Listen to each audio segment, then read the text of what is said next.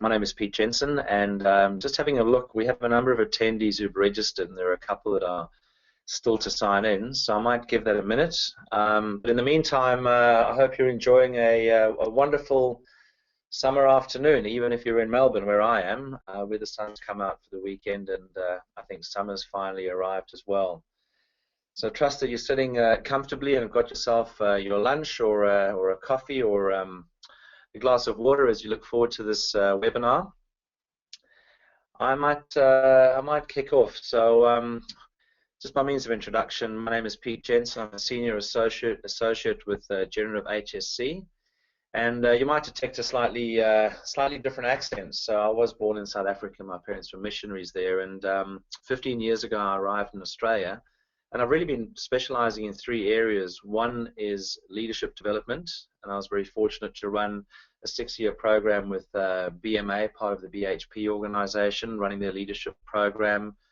Culture transformation, which is really the topic of today's webinar. And again, I was very fortunate to work with John McFarlane at ANZ, and we ran a global culture transformation program in 38 countries. So the third thing that I've worked in has been behavioral safety leadership for the last 10 years. And all of these things have evolved, and today my unique specialty is in creating psychologically safe, fit and thriving workplaces, and I ran a webinar for Generative HSE a few months ago on that. In this space, I'm particularly passionate about small and medium Australian business, and there'd be a couple of reasons for that. The first one is that small business or medium-sized business doesn't have access to an unlimited supply of resources when it comes to internal advisors and consultants.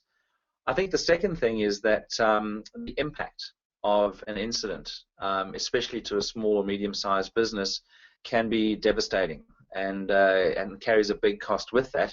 But on the flip side of that, of course, any improvement that organization can make, they're nimble enough to see a big benefit from that straight away. So my heart really lies in small business, and hopefully today you'll take some value out of how to shift the safety culture in your business. Let me just go through the presentation, and the next slide is really just talking about the objectives. So what I'd like to cover today are a couple of things. Number one, what drives a generative safety culture? What is it, and what would that look like for your organization? As a part of that, how do we build trust and vulnerability within our organizations? We're going to talk briefly about the 4 critical levers of culture transformation, and in particular, if you want to put a strategy in place around shifting your safety culture, what would that look like? And then when you need to address issues or behaviors in the workplace, what's the type of conversation that you can have with people? So that's where we're going to go today. Just a couple of housekeeping points. With questions, you'll notice on your screen there is a chat box. Can I invite you to perhaps pop some questions in there as they come to you so that you don't lose them? But at the end of the session, I'll take some time to answer all the questions that have come through.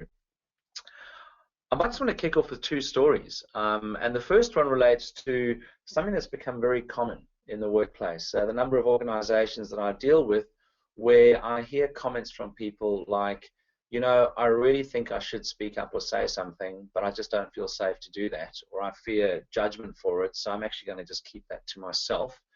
Or the other side, which is, if only people really understood me and knew my world.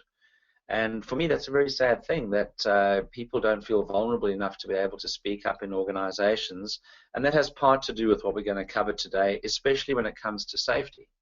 From that perspective, you know, you would not want people holding back at all. Or fearing anything at all, but it sadly is a way of the world. The second thing is that the way that we do work has changed so much. I was having a conversation to an executive that I was coaching a couple of years ago, and she was telling me it was their Christmas party. And I said to her, well, that's fantastic. Are you going to go to it? And she went, well, no, not really. And my question was, well, why not? And her answer was, well, you know, my team's not going, so I don't see the point in attending. And I said, well, that's really interesting. You have a team of 5 people, but you work on a floor of 100 people. Surely you must have meaningful relationships with other people on your floor as well. And the answer came back, no, not really. I come to work and everyone's got earphones in their ears. They're focused on their desks, or people are hot desking. I talk to my team and I go home. So I don't really have anyone else that I know even though there are 100 people on that floor. And I said, well, that was a really sad thing. In January of that year, we had another session, and she arrived with a white face. And I said, what's going on? And she said, well, you won't believe what happened over Christmas, but one of the young guys who works on our floor was killed in a car accident, and I don't even know what he looks like. I've been here for 4 years. And at that point, the penny dropped, and the penny that dropped was, well, what if something happened to me and nobody knows anything about who I am? And typical coach, the question was, so what could you do? And the answer was, well, I'm going to take 5 minutes a day to have a conversation with somebody. And it was really interesting for me that the way that we do work has changed so much. We talk about borderless offices where people work remotely, etc. So the question of building trust and building connection, and that impacting how we deal with safety, is quite a big one. And I'll refer back to these stories as we go through the presentation. There are many aspects to safety culture, as you know, and in the short time we've got, we can't cover all of them. You know, you could look at improving your systems, improving your spending on controls and making them more effective. We could talk about compliance, we could talk about risk assessment. But in the time that we have today, I've selected one particular aspect which I believe is critical to whether your people will actually speak up around safety, whether they will take action, whether they'll own the problem, and whether they'll hold themselves and others accountable to that as well. So we're going to talk about one particular thing, and the good news here is it's not going to cost you anything, but it's going to be very, very useful to you. I guess let's kick off with just a definition first and get a handle on what do we mean by culture. And there's a wonderful definition by Spencer Roti where he says culture is a fuzzy set of beliefs. And for most organizations, that's kind of what it really is. It's not cut and dried or hard and fast, but a fuzzy set of attitudes, beliefs, behavioral conventions, and basic assumptions and values shared by a group and that influence each member's behavior and each member's interpretation of the meaning of other people's behavior. If we really drill that down, what does it really mean? Well, it means a few things. Number one, culture is really about the collective. So it's the values shared by everyone, the collective whole, the subgroups within that whole, and it's not just the leader's view or the leader's values around safety. It's also about behaviors, and as we can often attest to, where there is the right way to do things, and often we have the real way of how we do things in business, and someone might be departing from the norm with good intention, or it could be driven by fear. Either fear of upsetting a manager, not meeting a deadline, or fear of going against what their peers are doing. We talk about norms, and again, the question is culturally, you know, are people willing to step outside of the norm, especially if it is not in line with the safety strategy of the organization or the safety standards of the organization? And finally, most importantly, is decision making, and how do people make sense or meaning of our decisions? You know, the things that we talk about, the safety standards that we set, the reports we ask people to do, etc., etc. So how do they make meaning of those decisions? And all of these things are influenced by the level of trust and the level of vulnerability that exists in the organization.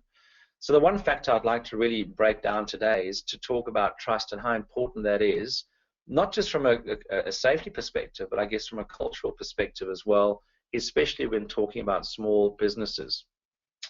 Let's take a look at how it plays into the safety landscape. So there may be some of you that are familiar with Patrick Hudson's work on safety culture evolution. He's generally regarded as the guru on safety, but very quickly, I'll just run through. He sees safety culture as an evolutionary process.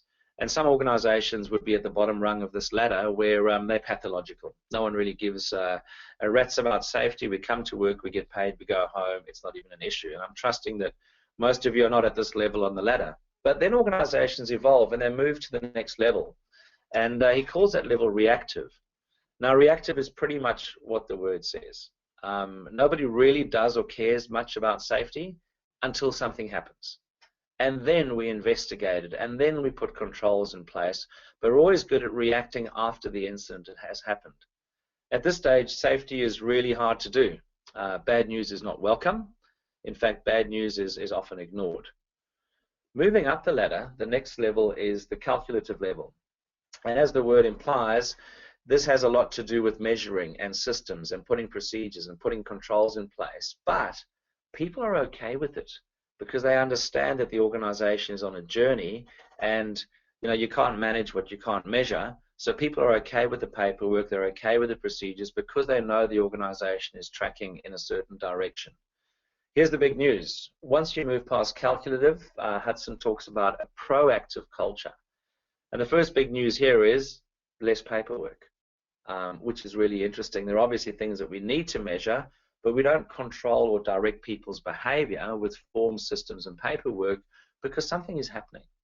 At this level, the two drivers that are moving the organization through Hudson stages are informedness and trust. So informedness, I guess, is that right down to your frontline staff, everyone's really clear on what we're doing, why we're doing it. Management is transparent, and management makes sense of the decisions that are being made. But the converse is that the frontline is also quite willing to pass information up the chain to management. And the reason for that is, as Hudson says, the level of trust in the organization is increasing. In fact, it's really interesting, this reducing paperwork and controlling by compliance is you'll hear people at the proactive level saying things like, you can count on me. And you know what? You can. They'll do what they say they're going to do. Is there another level? Absolutely. We talk about the generative level, and what's really interesting here is Hudson's own words are that people are in a state of chronic unease about safety. And that's not a negative term.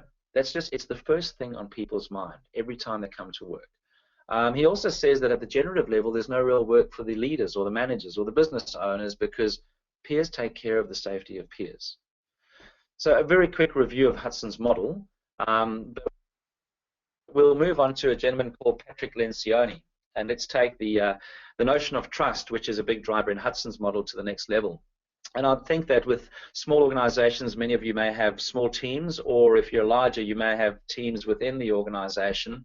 And Patrick Lencioni has a wonderful model where he speaks about the 5 dysfunctions of teams. And it starts at the bottom level. The base level is if there's an absence of trust and people fear being vulnerable with team members, well, that then drives a fear of conflict or an avoidance of conflict. And conflict for me is actually a healthy thing because it's really about testing assumptions and testing perceptions, but an absence of trust drives a fear of conflict. Naturally, if that's not happening, we then see a lack of commitment start to play out, and from there we move to an avoidance of accountability, and no surprises at the end of the day, an inattention to overall results. Everyone's focusing on their own patch or their own silo, but the overall big picture of what we're trying to achieve draws very, very little attention, whether that be safety results or whether that be organizational results. What's really interesting is if you turn it around and we remove the word dysfunction, but we talk about functional teams. Well, when there is a high level of trust, then there is a lot of healthy conflict. There is a lot of testing assumptions. There is a lot of inquiry going on, which then drives further commitment, accountability, and results as well. So the whole notion of trust is a theme that's creeping through here. And as you can see on the right-hand side of the diagram, as a leader, obviously, what are the things that you need to do? Draw attention to what the collective outcome is. Going back to the earlier definition about the values of the collective. Confront the difficult issues. It's everybody wants trust, but nobody goes first. And yet, when someone does, it sends a message to the team that it's okay to do so. From that perspective, you can then look at forcing clarity and closure and really mining for conflict.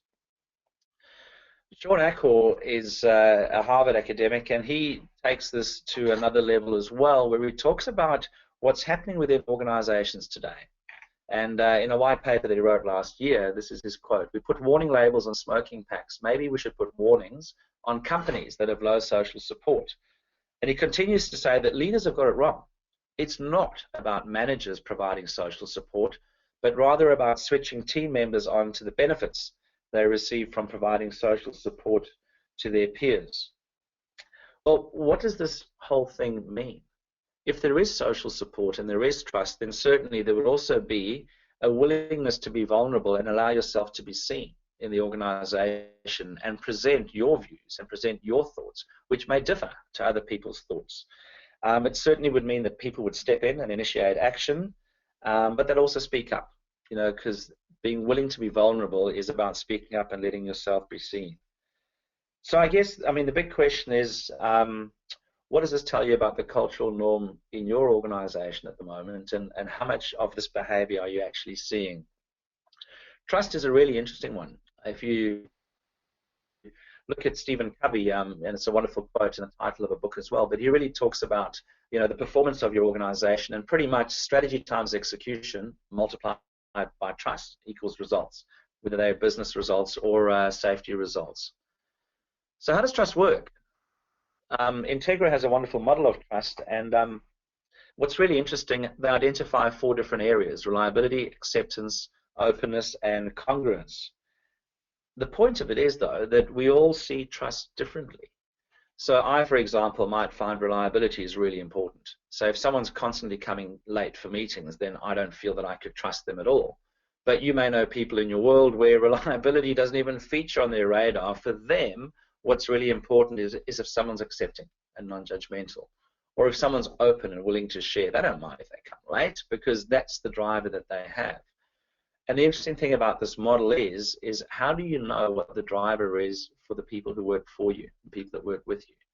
And maybe it'll be an important thing to have a conversation and actually find out, what's really important. And even that dialogue is part of a trust-building process as well. But my question, I guess, to you as business leaders, business owners, OH&S consultants is, what are the conversations that your people have with each other regarding what's important to them in order to build trust? Certainly, if they're feeling safe, they'd be doing that. And as a leader, do you know what's important to each member of your team? We're going to take a look at some trust-building strategies, and this is based on a lot of work that I've been doing in the space of trust and vulnerability. It's an experiential program designed by a woman called Geraldine Coy out of South Africa, and the process is called Brave Truth. Geraldine is a psychologist.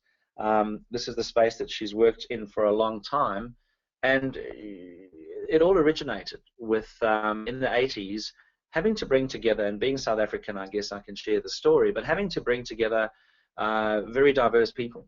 And I'm sure you may have some diversity in your organization. So if you could imagine for a moment, on the one hand, you've got white, privileged, private school educated, almost the silver spoon kind of students, and on the other hand, you'd have the underprivileged who maybe grew up in a township that didn't have electricity or running water and did their homework by candlelight and have a totally different experience of the world. And they were charged with bringing these 2 groups together. And as you can imagine, it was really uncomfortable, and they were very, very different.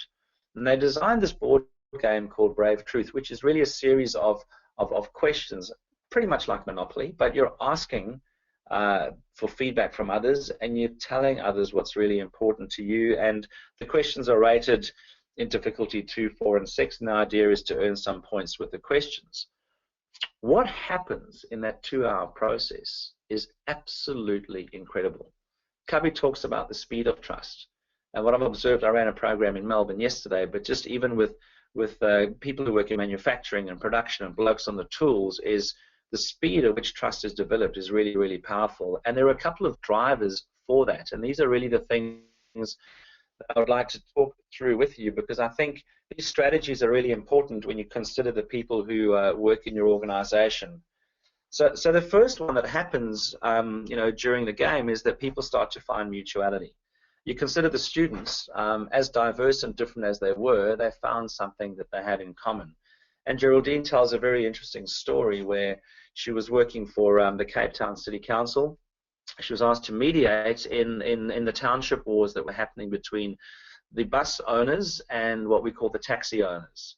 And there was a lot of bloodshed. People were getting killed, murdered on a daily basis. And she, as a psychologist, was asked to mediate a session in the City Hall in Cape Town. The poor security guards at the front door, bless them, as these delegates and warlords were coming in, were trying to disarm them. But you can imagine the answer: our enemies are in that room, we're taking our guns with us. So here is this woman, the only woman in the room, surrounded by a room full of black men who are in this taxi and bus war. And as she shares the story, she could hear them clicking their weapons off safety underneath the table and wondering what was going to break out. But she started to ask a few questions. And one of the bigger questions that she asked was, well, why are we here today? What do we want to resolve? And someone spoke up and said, every morning when I leave my family and my children, to go and do my work, I have no idea if I'm going to return home alive tonight or I'll be killed during the day.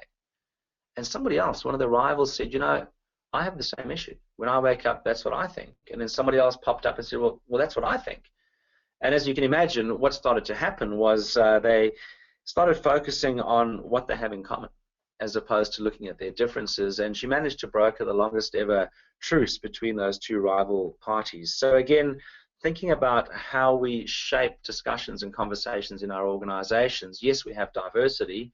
What is it that we can do as leaders, though, to help people find mutuality and focus on what they have in common? Because there is one of the seeds to growing trust. The second one I want to speak about is projection. And for me, projection is a very powerful thing. So many decisions are made or calls made in a business where I project what I believe and I think onto you. And I expect you to kind of be how I think that you are, and that you would respond how I think that you will respond. But of course, that doesn't always happen. Projection leads to assumption. These assumptions then often lead to incorrect decisions. And when people choose to respond differently, it can lead to disappointment, separation, or even conflict. So when we expect others to think or behave in the way that we see the world and they don't, we then tend to judge. And when the judgment starts, what then happens to the trust in the organization? And you might recall the quote that we had earlier is about trying to make meaning of other people's decisions. So again, a little behavior or an early warning sign to look out for is when you notice projection happening, just call people on it. And depending on your level of maturity as an organization, it wouldn't be great if team members started calling team members on this and going, well, hang on, you're not me. This is not how I really think. And they feel courageous enough to speak up. The third thing that happens quite often in the playing of brave truth is rescuing. And often done with good intention. But if someone's constantly getting let off the hook, or constantly being apologized for, or constantly being allowed to get away with things that are not really part of what we've agreed as an organization, a couple of things can happen. One, it's annoying to everybody else, so people opt out. And number two, many times it actually undermines the confidence of the person that you want to rescue. Something else that surfaces that really impacts our decision-making in the workplace, and it's become a bit of a buzzword in the corporate world at the moment, is this whole notion of the unconscious biases that we bring to work. And these are biases that are based on our past, our work experience, our safety experience in other organizations, etc., our experience of managers, blah, blah, blah. There are heaps of things that kind of make us who we are, but we bring that to work, and then we look through a lens. And the lens that we look through often colors our responses to others. Often we're unaware of what has colored our lenses. It could be these past experiences or influence in our lives. But when we are asked to think on issues and these biases are raised, they need to be, or they can be, confronting both to ourselves and to others. So again, I think as a leader, it's really important to be aware of what's the lens that I'm looking through in terms of this problem, and what might be somebody else's lens. And although it may be unconscious, how does that play out in terms of trust? Vulnerability, well, that's a huge one. And again, organizations that are really leading the charge, and in my talk on, leveraging psychological safety for a competitive advantage, I mentioned the Harvard Business Review running an article on organizations where people are very, very vulnerable in teams, and how that's driven creativity, innovations, performance, etc. The challenge, of course, with vulnerability is that nobody wants to go first. And as a leader, I think that would be a great touching strategy or touch point to start. There's a psychological contract that's kind of formed between groups or teams. And going back to the original definition of culture, this happens in subgroups as well. And whether it's overt or covert, but it certainly creates a way or a norm as to how people operate. And so as a leader, it would be important to kind of discover what is this contract. When do people speak up? When don't they speak up? And how's that playing out in terms of our safety performance? Conflict I've touched on really earlier, but to me it can be very healthy because it tests assumptions. It also tests projection, unconscious bias, and judgment. Political correctness, and by this I don't just mean being gender or race or religion specific, but I actually mean political correctness around the way things are done. How many times have you been in a meeting when you have a difficult conversation that needs to be had, but everyone just goes, let's get on with it? Or the manager's made a decision, and because he's the one who always makes the decisions, we'll just get on with it. So we do what's politically correct in that situation. But again, how effective is it in terms of us achieving our safety goals and or our business goals? The last one for me is inviting reciprocity. And I mentioned that the game starts with light, medium, and deep questions. And we encourage players to start with the light questions, as they start to build relationship. But in the end, what happens is one person, just one, chooses to go for a 6-pointer and goes, what the hell, I'm going for it. And they start to share more about themselves. Now, when people do that, human nature is that that's kind of a gift. It's a gift of reciprocity, and the natural response is, I want to reciprocate, so I'll share a bit more about myself as well. And before you know it, the entire group or team is just looking at 6-point questions, and it's becoming quite a deep and meaningful and sometimes confrontational conversation as people have the faith to be vulnerable. But the beauty is, when someone takes that leap of faith, it impacts everybody else in the group. So again, my encouragement to you as leaders is to take the plunge, to choose to be vulnerable, to choose to do the 7 points above, because it's incredible the reciprocity that follows and the trust that starts to build. I hope those pointers have made you think a little about what are some of the things that you can do without having to invest a huge amount of money, but just to explore and just to test without assuming how things really are with your teams and in your organizations around the whole process of building trust. What I'd like to talk to you very quickly is the 4 levers of culture transformation. And from my perspective, I've seen many organizations who run with the latest and greatest but haven't really thought through, if we're going to look at shifting our culture from, say, a reactive to a calculative, or from a calculative to a proactive culture, and we decide that this is something that's strategic to the organization, then there are a couple of things that are really important in terms of, what are you going to do as a leader to get the thumbs up from all your people, from the collective, that they're going to go with this strategy. And I guess the first real point here is that, it has to be seen as something that's strategic to the business, and that it's given the importance that it deserves. The next thing is to tap into, well, what is the purpose of why we're doing it? Explaining the why and checking in with people that they understand that and the context of why this is important. And you would know what those drivers are for your business. Thirdly, and importantly, I think it's really important to then talk about, as a leader, what are the expected actions that people need to do around your strategy, around shifting the culture forward? What are your expectations of them? And really importantly, what are the consequences if people don't participate? I've seen too many organizations where, there's a balance from a leadership perspective between care and consequence. And many times we move towards the care side, and people just seem to get away with things forever. Well, what does that actually say to the organization? When I was working with ANZ and John McFarlane, I clearly remember early on, in the piece, he got his senior leaders together and said, here is our strategy, this is the context, this is the purpose, this is where we're going with this culture transformation program, which, by the way, went on to be world's best practice under John Kotter at Harvard University. But he addressed the group and he said, and here's what I expect you to do. And here are the consequences for non-participation. And if you choose not to play and you'd like to leave the organization, you can go with my blessing. And thank you for that. But if you choose to stay, then here is what the expectation is. And then finally, measurement. Without regular pulse checks and actually measuring that we're achieving, it's really difficult for us to apply our strategy. So a couple of principles, I guess, for you as organizational leaders to think about. The first one is intention versus perception. And again, it touches back to the original definition of culture being the collective. But your role really is not about your intention whatsoever. No matter how good your intention might be, it's about how others perceive your intention. So really your role as a leader is to manage others' perceptions. So as part of that, if you think of the trust conversation, you really need to be aware of your own unconscious bias. There's a bit of emotional intelligence that sits in here. You need to be aware of when it is that you're projecting and take that into account. when you're having conversations with your people.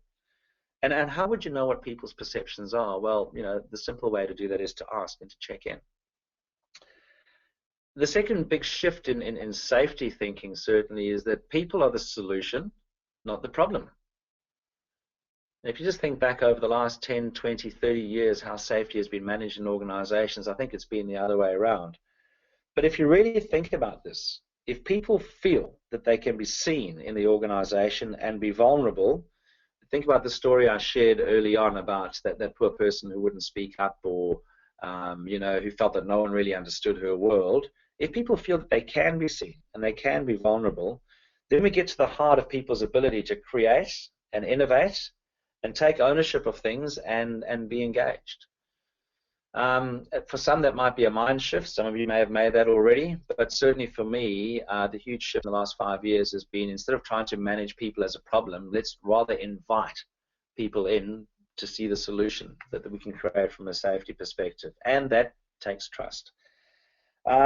Thirdly, safety is about a set of ethical practices, not empty bureaucratic activity. So if you really think about that, safety is not about just ticking and flicking and compliancy, and safety being meaningless in terms of the Hudson model, lack of informedness or information, but it's about living our values and creating the psychological contract around this as a group in the conversations that we have. Finally, the fourth principle for leaders is that safety really is the presence of success, not the absence of negatives. And if you step back for a moment and think about your measures in the organization, whether you're looking at lost time injury frequency rates or whatever measures you have, reducing these measures doesn't really move you forward. And sometimes you need to question, are we actually measuring, are people actually reporting? But it's really about focusing on what we do well from a safety perspective and actively promoting that within the organization.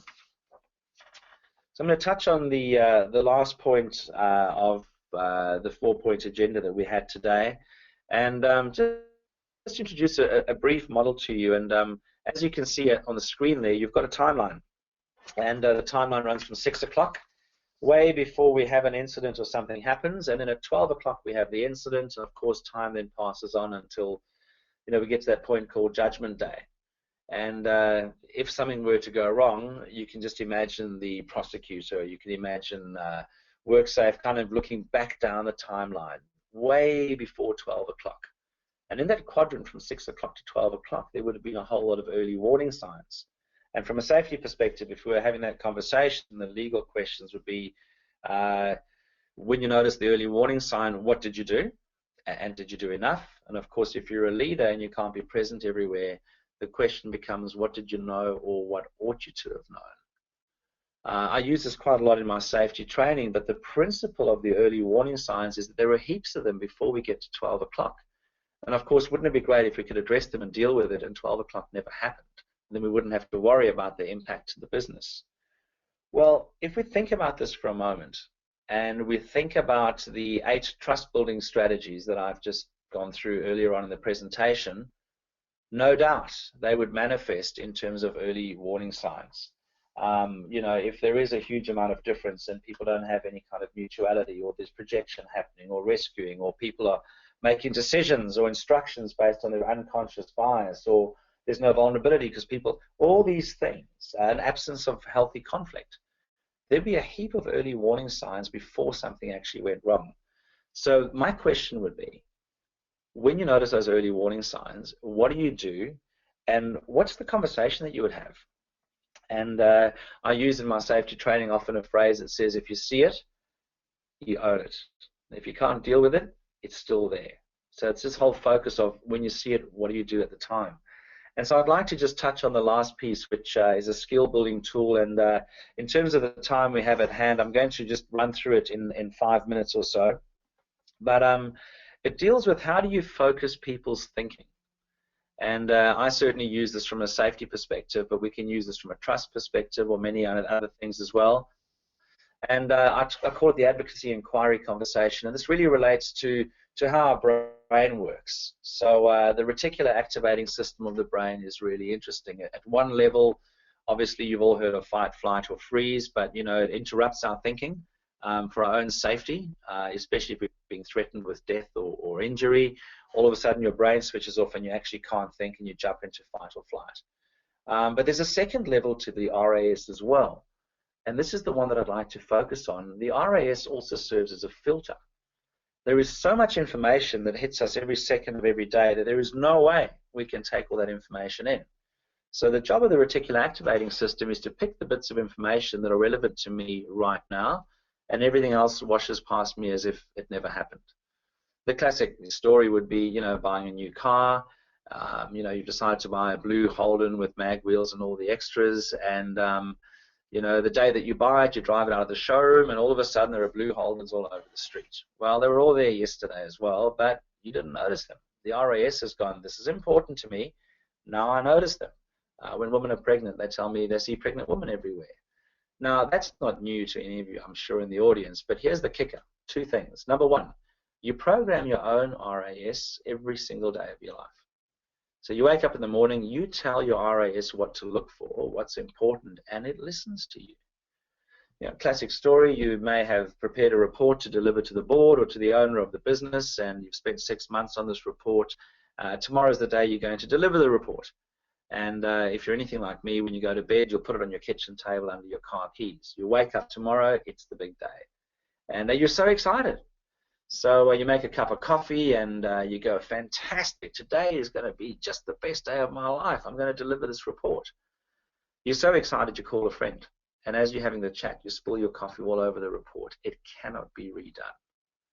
What do you say to yourself? And maybe this is a good reason that you're not on audio, but most people would say, you idiot, look at what you've done. All that work wasted. Gee, it's going to be a crappy day today.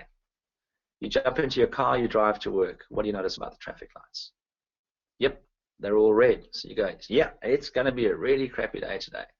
You get to work and that boss or owner or board member that you meant to speak to dashes straight past you. They've got a business conference to attend or a conference call. They don't even stop to say hello. You go, oh my goodness, what have I done wrong? They didn't even stop to say good day. Oh, it's going to be a crappy day. What kind of day do you end up having? This is not new stuff. Sportsmen do it all the time, programming the mind. But here's the thing. You can also, and I use the word loosely, program other people's RAS. And what I mean by program is really you can get them to focus on what you want them to focus on. And the simple way of doing this is just by asking questions. And again, a great skill as a leader, and something that's often missing in the safety world, is the probing, the inquiring, which, if you think about trust, the person is being asked to be present, share their thoughts, share their ideas, and perhaps I've got an unconscious bias, or perhaps I've been projecting onto them. So it's really about asking questions and getting them to think about what's important for them. From a safety perspective, you know, the questions are very simple. When I come across an early warning sign before 12 o'clock, you know, what could go wrong here? And how would that affect you? What would be the impact? And really drill deeper, because by asking how it would affect them and what the impact would be, you're starting to build a burning platform of what's really important to them.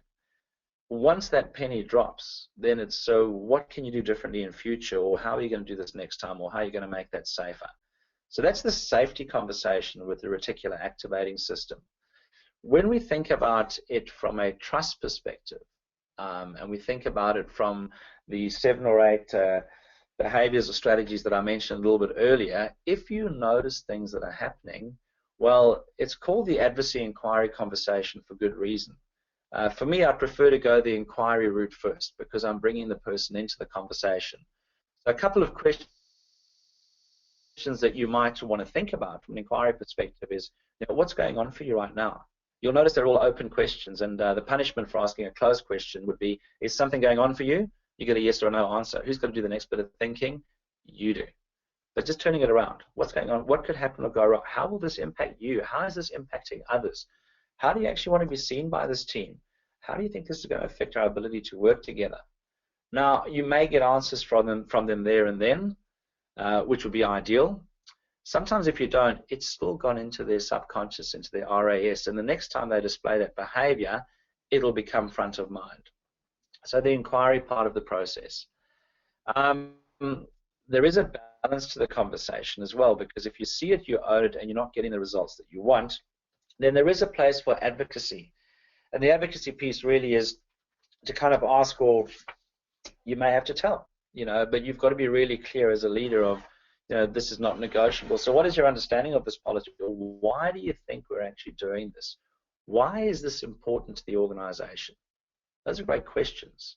If you need to do the tell piece, then the reason I'm doing or saying this is, and this really comes back to the sense making of Patrick Hudson's model earlier, when he speaks about trust and informedness, or this is important to the organization because again, they may have a very different unconscious bias to what yours is. So it's really about getting to the inside and the understanding. Now, I'm conscious that we've gone for 40 minutes, and I'm just curious if there are any questions that people would like to ask. So I don't see anything that's come through on the feed at the moment. If you do have a microphone and you'd like to pop a question through, please feel free to do so.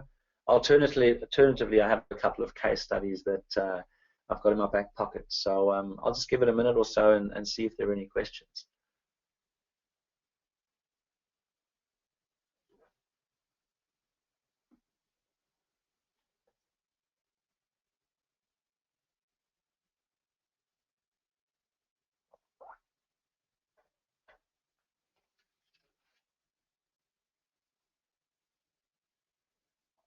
Okay.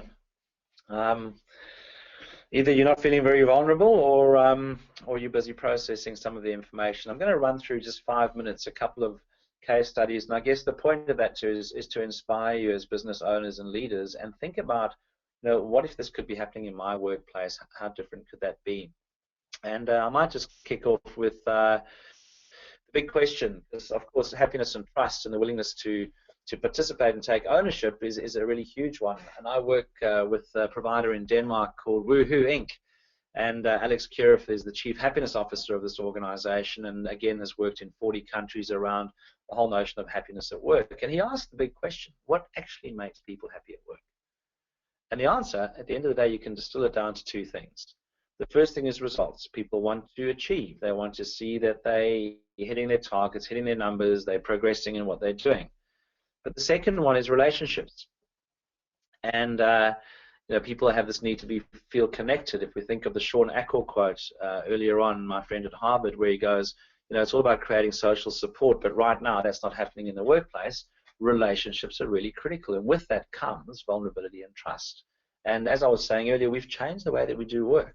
Technology has changed that. We work virtually, people work from home, etc., etc. What's really interesting is these two things are what make people happy at work. If someone's not achieving their results, what do? We coach them, we mentor them, we send them on time management courses, we do career planning, we invest time, money, and effort on the results piece. My question to you as leaders is, how much time, budget, and effort are we actually investing in the relationship piece? And of course, for me, that's a crucial part, again, of the cultural maturity of our organization when it comes to safety culture. For those of you who are into TED Talks, Simon Sinek is a great speaker and leader and thought leader, and he talks about, why do people follow certain leaders? What is it that they do? It's a great talk if you can watch it. And just a small extract is that going back to our caveman times, we were faced with danger from all sides, and whether it was animals, it was raiding tribes, etc., etc. And the only way that a tribe could survive would be if they worked together and there was trust and cooperation. As people stood guard, etc., etc. Nothing's changed in the modern world. It's the same thing. There is danger approaching your companies, whether it's hostile takeovers, the economy, the politics, technology, but there's danger at all sides, and the only thing that you can control as a leader is what's inside the circle. And this really is, again, about generating a culture of trust and cooperation. And he shares a story about an organization called Barry Wehmiller. And here's an organization in manufacturing, which some of you may be, and a number of years ago, they lost 20% of their business overnight. And the board made a decision that they needed to find $10 million. And the only way to do this was they'd have to make people redundant or retrench people. When you think about Hudson's model, we have a different organization here, and the leader and the CEO of the organization said to the board, no. He said, I know my people, I know the maturity of my organization. And so he presented to the organization what had happened. And he said, look, we've lost 20% of our business. We have to find $10 million in savings. But I don't think that making people redundant is the right thing to do. So what I need is for each person to take, I think it was 2 or 4 weeks of unpaid leave. And if we all do that, then we'll be able to find the savings of $10 million. Because of his leadership style and because of the level of trust and cooperation in the organization, an interesting thing happened. People started to cooperate. Those who could afford it took 4, 5, 6 weeks of unpaid leave to help the single mom who couldn't afford to take one day. And in the end, nobody got retrenched. But what's really interesting, they didn't find the $10 million in savings. They found $20 million in savings. Now, what does that tell you about the organization and the level of trust and cooperation? And I'd be curious as to the conversations that are held around the barbecue when you look at it from that perspective. I did mention earlier that there was an article in the Harvard Business Review about deliberately developmental organizations, and it came out last year, but this is organizations, get this, that turn employees' struggles into growth opportunities, and they're discovering a new kind of competitive advantage. This is about the vulnerability piece where people can come up to work and actually show who they are without fear of judgment. And the Harvard carries on to look at a couple of organizations, and this is the kind of stuff that's happening there. It's expected that you would reveal your inadequacies at work. Just think about that for a moment.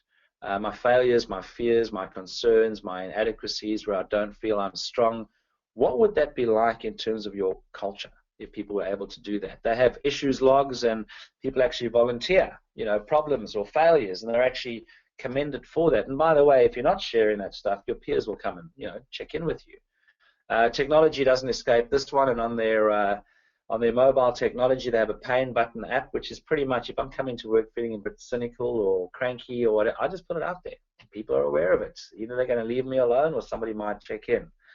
Back to the whole results and relationships. As people learn and grow in organizations and discover new skills, they actually post these. And the reason why they do that is if somebody else wants to be mentored, I now have this competency and I'm really open and happy to mentor you and train you as well. They get the importance of that.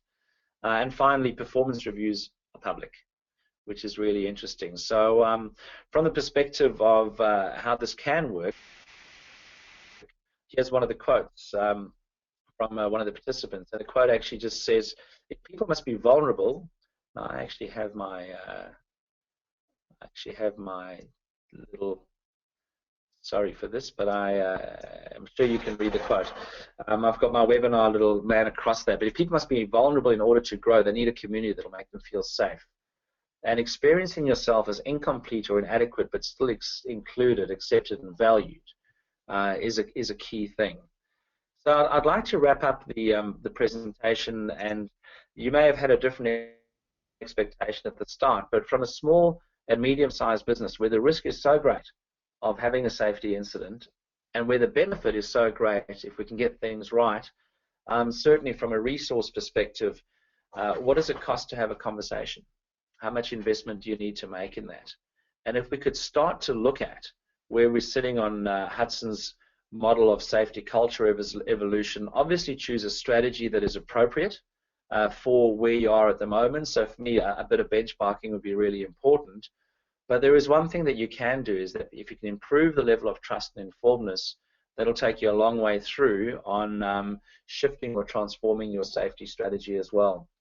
So I hope that you found this useful both as leaders and business owners for your own reflection, especially when we think about the trust strategies. But what's even more important is what's going on for your people. And there is the introduction of that tool that might be useful to help you with that as well.